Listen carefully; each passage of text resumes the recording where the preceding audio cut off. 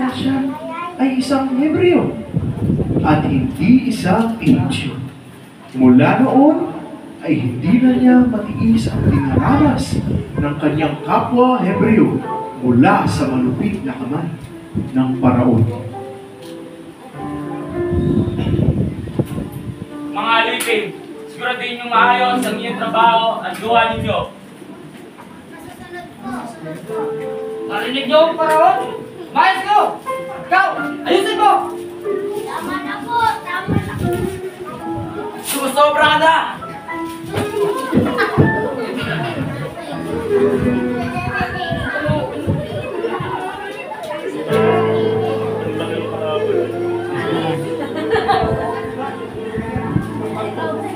Nang mapatay ni Moses ang Ehipsyo, tumakas siya mula sa Ehipto tungo sa Midian, kung saan niya nakilala si Jethro at isinawa ang kanyang anak na si Zipporah.